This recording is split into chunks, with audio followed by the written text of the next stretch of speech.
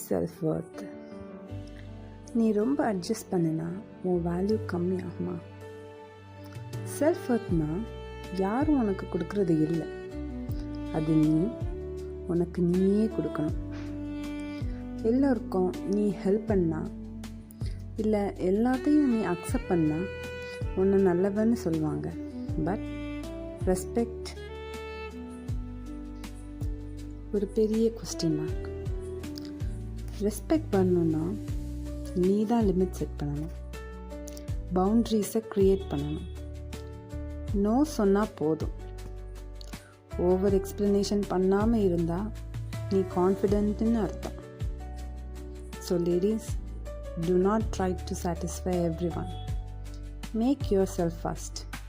நீ ஆப்ஷன் இல்லை, நீ ப்ரையாரிட்டி. நீ தான் ப்ரையாரிட்டி.